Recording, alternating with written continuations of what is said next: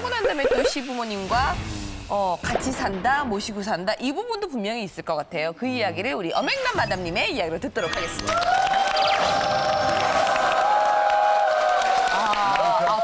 분가도 있구나. 예.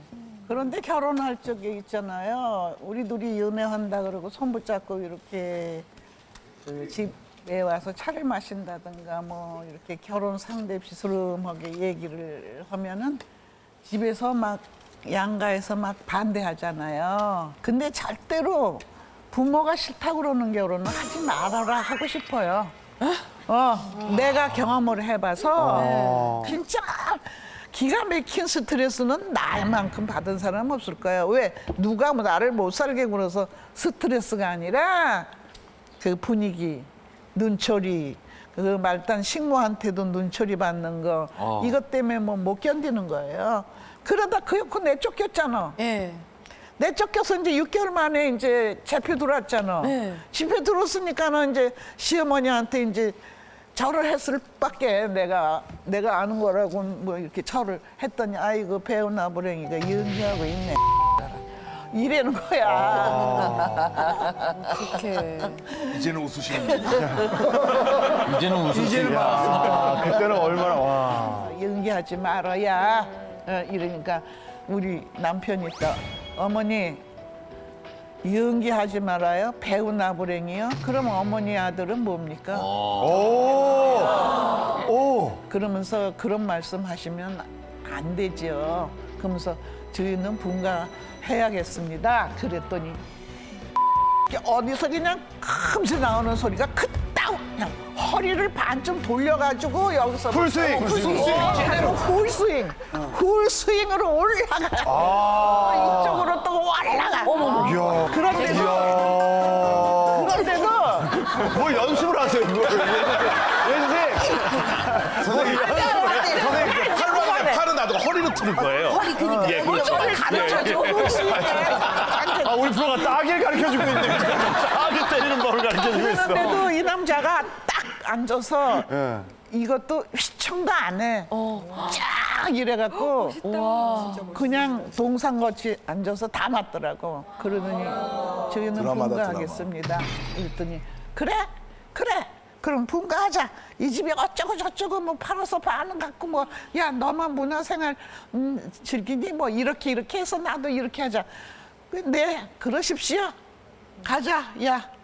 이러더니 옆에서 눈물을 남자의 소리 안 나는 눈물을 굉장히 많이 흐르는 거야. 정말 목숨도 바칠 것 같아. 그 눈물 한 줄기에. 내가 그래서 미쳤지. 아빠 자기 엄마한테 잘못해서 눈 맞았나 봐. 되게 아프게 그럴 수 있네요.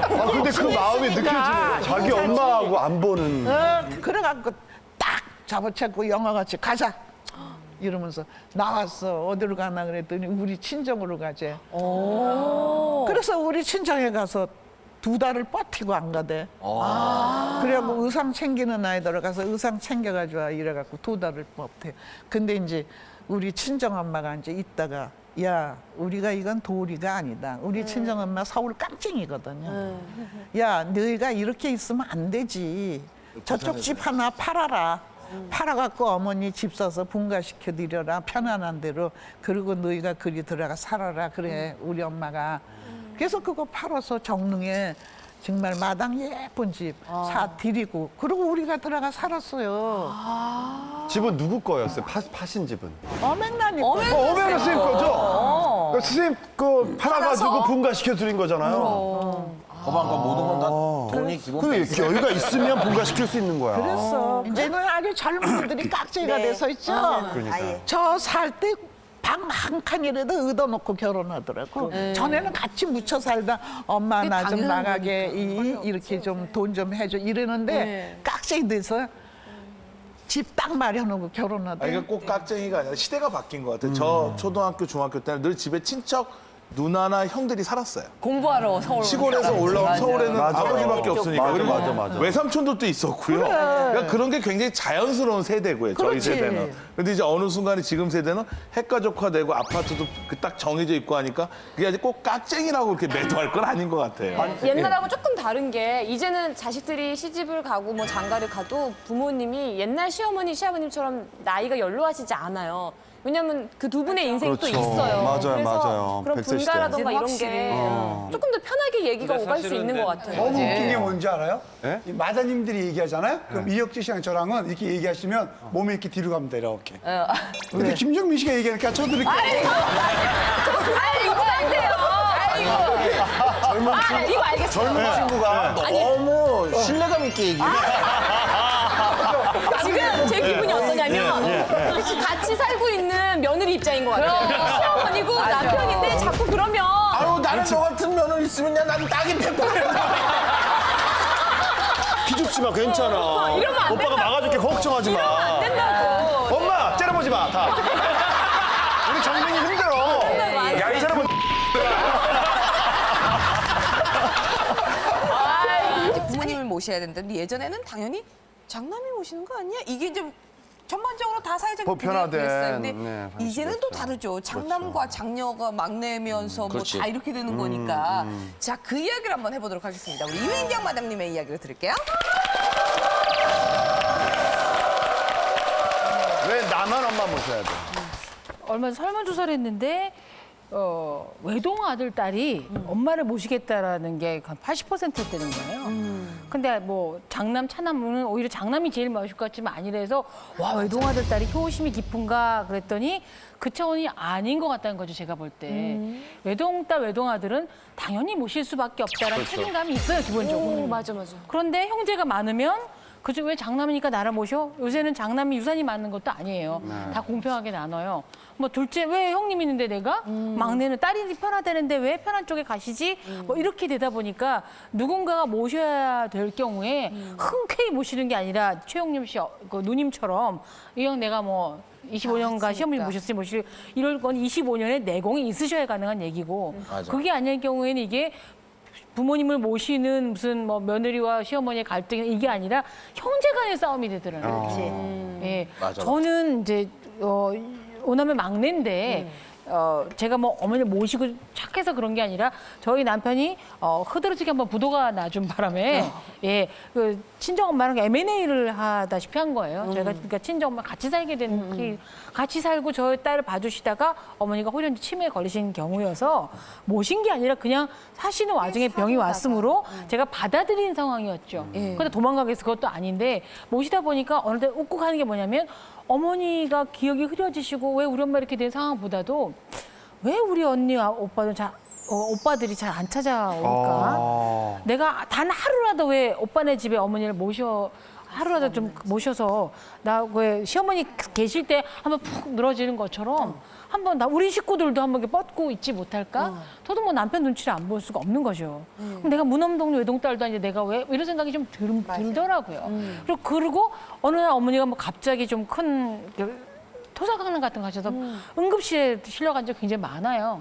근데 그거를 그냥 입 다물고 있으면 되지만 저는 그냥 전화하다가 어제 어머니가 뭐 또 쓰러지셔가지고 병원에 갔었어요라고 얘기를 하면 너 고생했다 이거 이전에 그랬어? 그러면서 그 얘기를 듣는 거 좀 불편해하는 느낌. 그러니까 제가 그걸 약간의 그분들한테 당신은 불효를 하고 있어요라고 약간 찔러주는 것 같은 느낌. 불편함을 표시를 들으니까 얘기해놓고도 저는 제가 또 미안한 거예요. 그냥 혼자 이 형 맡았으면 완벽히 혼자서 해결해야 될 일이지.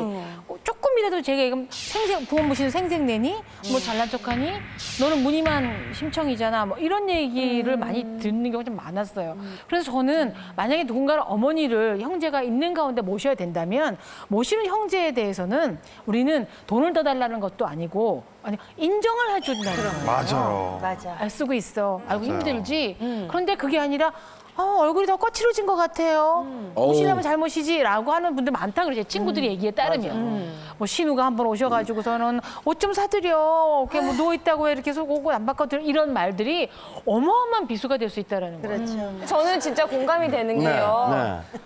저희 외할머니, 외할아버지가 너무 안타깝게도 두 분이 다 치매가 오셨어요. 한 분이 먼저 오셨는데 솔직히 말씀드리면 제가 외삼촌들한테 못된 말 하는 건 절대 아닌데 딸들이 확실히 더 챙긴다고. 네, 피부로 느껴지게 맞아. 챙기는 건 확실히 있는 것 같아요. 그리고 또 딸들이 더 추진력이 있어요. 무슨 요일은 맞아. 둘째 내가 하고 무슨 요일은 내가 가고 그러니까 이런 게 좀 있는 거 보면서 저도 이제 같은 딸로서 저희 집에 아들이 셋이 있고 딸이 하나인데 애매하게 제가 장녀예요. 그래서 저도 이게 고민이 되긴 되거든요. 그래서 한편으로는 차라리 그냥 옛날처럼 출가 외인이라는 개념이 확실히 있으면 이런 고민이 안 될 것 같다는 생각이 들어요. 근데 지금은 그 개념이 좀 모호하잖아요. 딸도 부모를 모실 수가 있고 아들도 부모를 모실 수가 있고 이 개념이다 보니까 만약에 나중에 뭐 양쪽 부모님을 다 모셔야 되는 공중에 뜨는 상황이 생기면 너무 힘들 것 같아요. 제가 이제 딸 둘을 키우잖아요. 네. 근데 보면 저는 그냥 철학적인 부모예요. 무슨 말이냐면 이념적으로 제가 내 자식이라고 생각하고 친해져서 부모지 와이프는 자기가 뱃속에 있고 나오니까 혈육적이고 스킨십 자체가 저의 친밀도랑 차원이 다른 거고 또 여자끼리 통하는 게 있잖아요. 예. 그러니까 집에 가면 여자 셋과 남자 하나 따로 있는 거예요, 무인도에. 그래서 보통 요즘 옛날에는 그 딸이 다 출가 외인으로 가버려서 엄마를 모시고 부모를 모시는 정이 발휘될 수 있는 기회가 없었다면 요즘은 이제 대등하다 보니까 딸이 엄마랑 친하고 더 야무지게 챙기는 능력이 있게 되는 이유가 그런 친밀도 자체가 좀 다른 것도 이유가 있는 것 같아요. 그리고 아들의 부모에 대한 생각은 정신적인 어떤 철학적인 게 더 많아요. 그래도 부모님은 이렇게 했으니까 해야 되는데 딸은 본능적인 게 더 강한 것 같아요. 그래서 아마 그런 면에서 모성애란 말이 있고 부성애는 좀 이념적으로만 있는 게 아닌가 그런 생각이 좀 들어요. 저는요, 이게 아마 이거 방송 보시면서 부모님 때문에 자녀들이 갈등 겪는 가정들 중에 이거 고민하는 사람들 많을 거예요. 유류분 청구 소송이라는 게 있어요. 제가 양소영 변호사님께 여쭤보고 싶은 게 저희 아버지는 차남이셨는데 과거에 이제 12년, 13년 전에 할머니가 돌아가실 때 그때 어린 나이에도 돌아가시면 당연히 그게 함께 모시고 산 아버지한테 뭐 상속이 되거나 이럴 줄 알았는데 한평생을 모시지 않았던 아버지 형제들이 유류분 청구 소송이라는 걸 해가지고 n분의 1로 재산을 나눠갖게 되니까 사람 마음이란 게 견물생심을 떠나서 평생 그 치매 부모님을 모시고 살았던 아버지 어머니가 막 데미지가 오시더라고요. 실망감과 상실감과.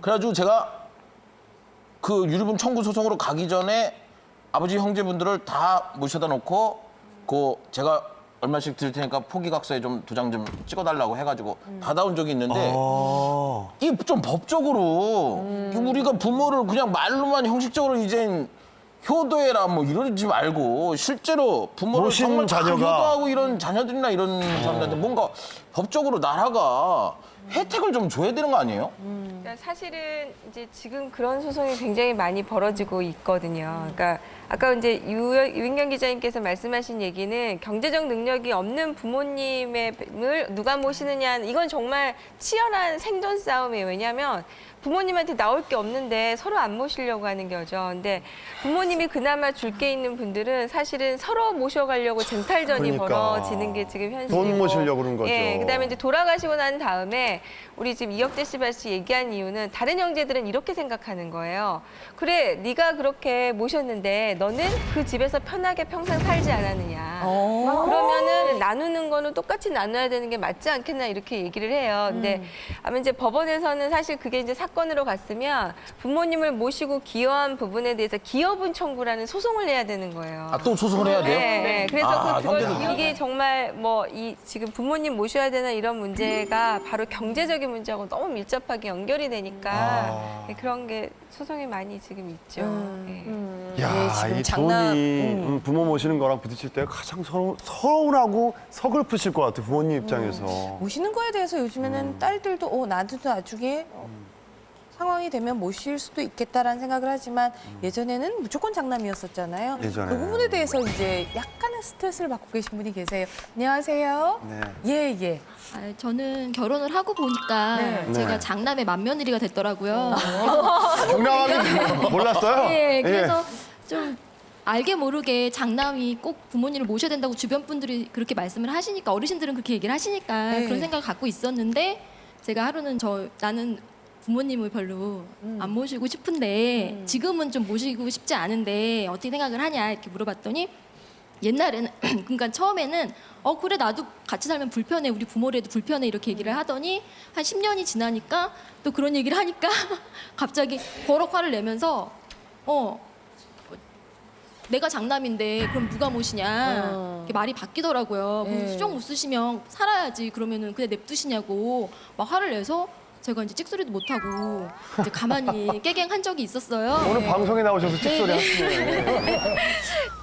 이남 일녀거든요. 저희 신랑 쪽이. 근데 저희가 어차피 모셔야 되는 게 뭐냐면 그러니까 어머니 아버님이 저희 도련 아들 딸을 더 이뻐하세요. 저희 남편보다요. 그래서 더 이뻐하시는데 저는 그럼 이쁜 자식이랑 사시는 게 더 낫지 않나. 그렇게 얘기하면 안 될 것 같아요. 그런데 저희 도련님은 좀 외국에 이민 가셔서 호주에 살고 계셔가지고 어차피 제가 모셔야 되긴 해요. 저희 친정 엄마도 저한테 항상 맏며느리는 베풀어야 된다. 네가 모셔야지 이쁜 신랑 낳으셨는데 네가 당연히 모셔야 된다 이렇게 말씀을 하셔서 모셔야 되긴 한다고 생각은 드는데 지금은 아니라는 거죠. 아직은. 호주 비행기표를 끊어드리시죠. 근데 저기 비행기표 끊어드린다고 얘기를 드렸더니 허리 아파서 못 가신다고 너무 멀어서.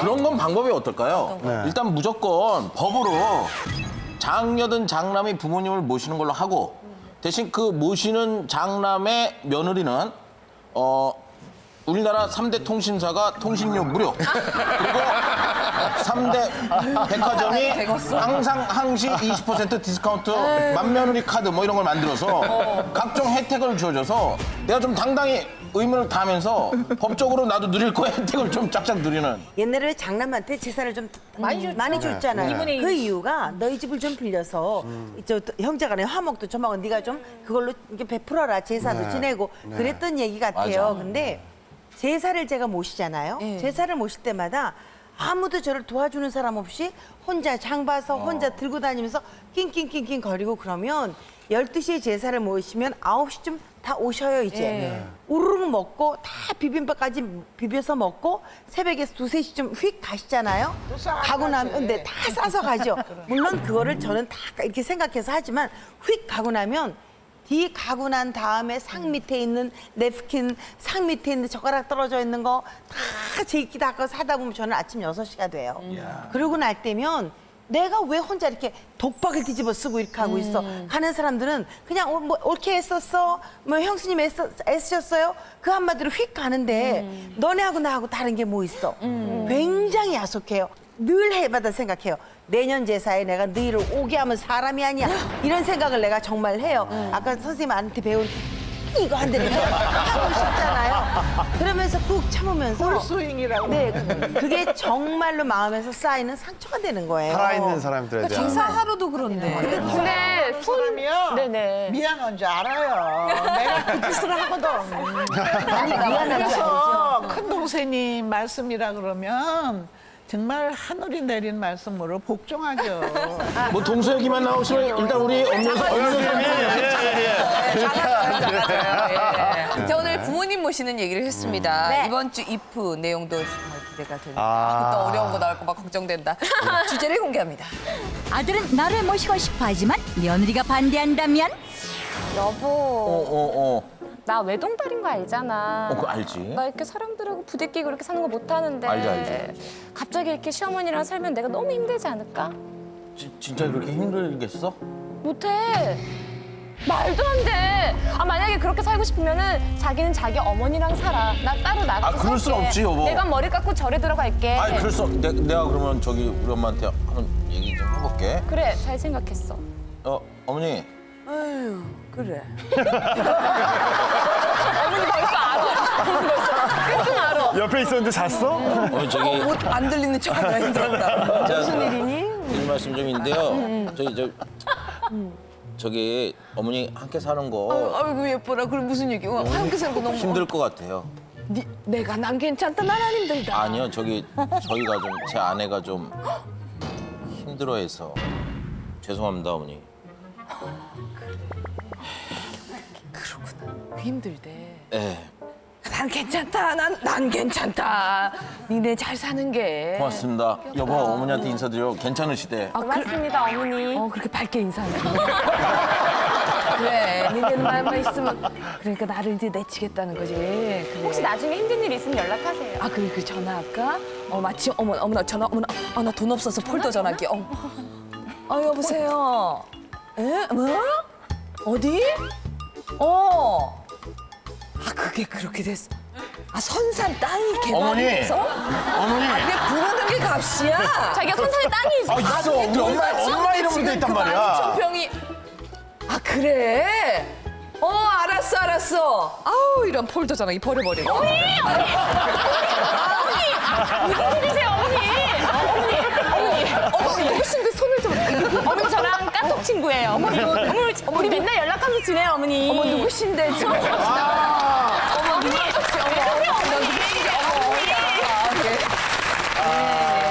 윤희경 마담님. 어떻게 너무 극단적이야. 마담님? 그러게 확 억장이 무너져요. 저는 며느리가 아니라 사위라서 더 껄끄러울 것 같기는 해요. 근데 저는 그 전에 커뮤니티를 미리 만들어 놓을 것 같아요. 어떤 상황에서라도.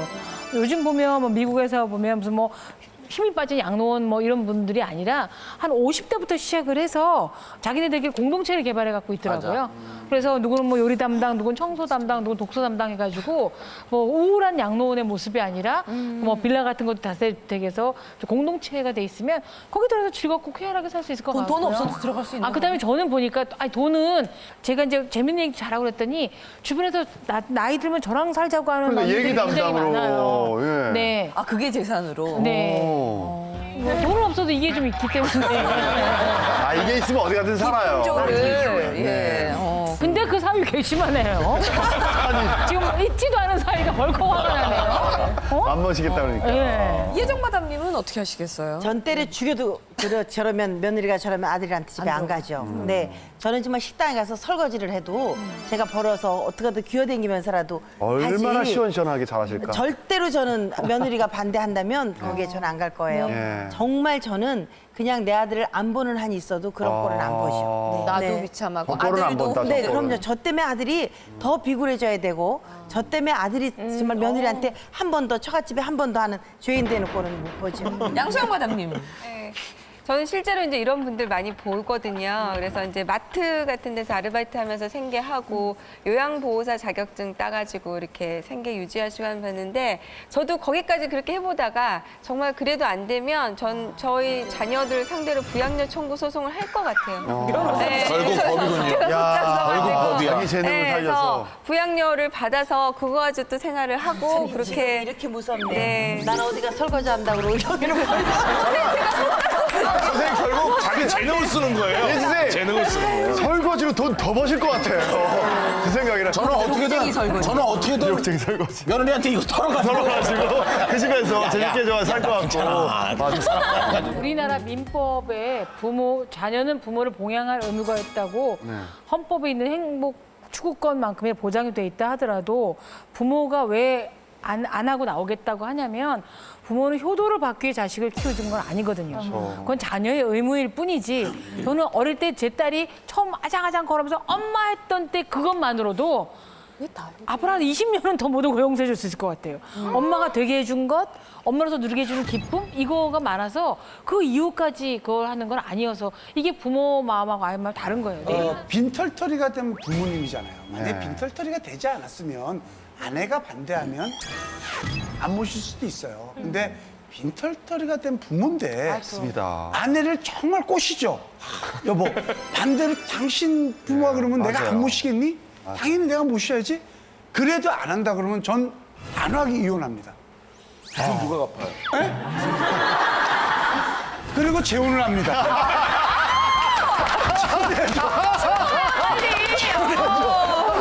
재혼해야 저렇게 됩니다. 계획이 있으시네요. 그럼요. 누구든 생각해야 되죠. 재혼할 능력이 있으니까 재혼해야 됩니다. 예. 제가 이 이제 대본을 이렇게 봤고요. 한번 생각을 해봤어요. 정말 저는 성질이 맞아서 며느리가 네 엄마 꼴도 보기 싫어, 네 엄마 살기도 싫어라고 할 수도 있어. 그러면 우리 아들 놈은 어떨까라는 생각을 한번 해봤어요. 근데 그 저하고 똑같이 아마 더 펄펄 뛰면서 나도 우리 엄마 보고 싶다고 아마 더 펄펄 그래서 제가 남편한테 전화를 했어요. 나는 당신한테 못 받은 사랑이 너무 많아서 자식이 사랑을 주지 않는 건 견뎌내겠지만 당신한테 그걸 못 받고 가면 내가 너무 억울할 것 같으니까 당신이 1년만 나를 위해서 가슴 좀 아파하고 꼭 좀 울어봐. 그리고 나 가는 길에 꽃도 좀 뿌려주고 당신이 평생 나 시들은 장미 한 송이밖에 안 줘봤잖아. 그러니까 좀 그렇게 해봐. 그러니까 우리 남편 가만히 있더니 그냥 우리 애들 보고 우리한테 좀 잘해달라고 하면 안 될까? 그냥 그렇게 얘기를 하는 건데 그 목소리가 너무 간절해서 제가 이게 웃자고 하는 얘기가 아니라 제 가슴이 좀 먹먹하더라고요. 그래서 제가 그래도 자식은 또 믿고 기다려보려는 게 이게 부모 심정인가 보다. 그런 생각이 좀 들더라고요. 네. 그래도 우리 이은 어맹남 선생님이- 마담님 얘기 안 들었죠? 예, 어떻게 하시겠어요? 제일 결론. 그렇죠. 그거 피덩이로 나갔고 정말 몇십 년을 얼마나 조심해가면서 내가 키웠어요. 근데 뭐? 내가 저 집 가서 좀 살다 그러니까 안 된다 그래? 이런 새끼들.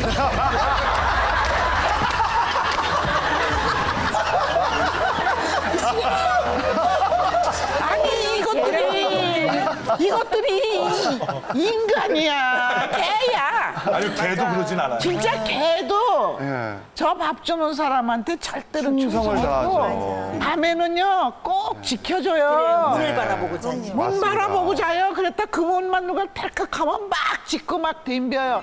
이래는 판인데 몇십 년이야. 아니 나를 그까짓 거 인전 내가 살아봤댔자 십몇 년밖에 안 남았는데 그걸 같이 못 산다고? 그냥 불을 싸질러 버리지. 우와, 속이 시원하게 말씀하시네. 그렇게 하고 이제 그 대신에 이제 정도로 유인경 참담한. 마담한테 이제 전화하고 여보게 난 가네. 이러고 가는 거지 뭐. 그까짓 거 치사하고 더럽게 그거 눈칫밥 얻어먹으면서 뭘 살아? 살긴. 유인경 씨 부탁해요. 써달라는 거예요. 써달라는 거예요. 극단적인 아니어도 얘기예요. 엄연한 선생님이 타계하시면 예. 전 신문에서 완전히 통으로 쓰죠. 근데 저는 이 생각을 해봤어요. 효도 그렇고 부양도 그렇고 봉양도 그렇고 제일 중요한 건 지속 가능한 성장이란 말 많이 쓰잖아요. 지속 가능한 효도의 페이스를 유지하는 게 참 중요한 것 같아요. 너무 잘하다가 너무 잘하려고 막 기를 쓰고 저는 이혜정 선생님처럼 요리 잘 못하는데 제가 어떻게 막 뭐 하겠어요. 그냥 어머니 죄송한데 이제 3분 카레예요 하면서 이제 3분 카레 먹여도 제가 늘 할 수 있으면 그건 정도만큼만 하면 얘는 이런 애구나라고 그런 존재로 인정을 할 거고 그러면 서로 별로 이렇게 할 텐데 너무 잘해주고 너무 기대하고 있다가 서로 원수된 경우도 아닌 것 같아요. 남들 이 TV에 나오는 효자 흉내내다가 저는 큰일 나죠. 미리 교육을 세뇌 교육을 시키고 있어요.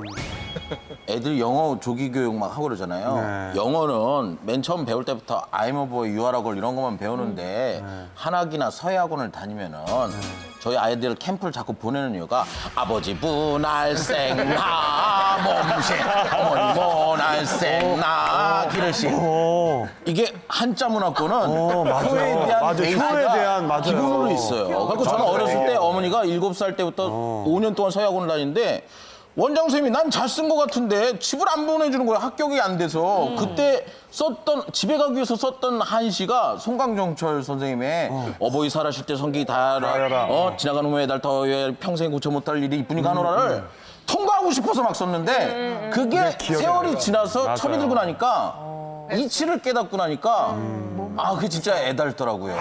그래서 지금 우리 아들도 청학동 올 여름에도 청학동 갈 생각해라 하는 게 미리 그런 세뇌 교육도 되게 중요한 것 같아요. 효는 전수돼요. 효라는 한자가 무슨 뜻인지 알죠? 예. 그게 효라는 한자가 자식이 늙으신 어머니를 없는 모습이죠. 네. 그렇죠. 예, 그러니까 그 효 글자 하나에 사실은 많은 상징이 다 담겨져 있는 거예요. 맞아. 하필이면 오늘 내가 그런 노래를 들었어. 어떤?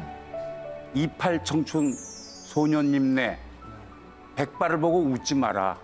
나도 엊그저께 청춘 소년이더니 백발이 더욱 설다.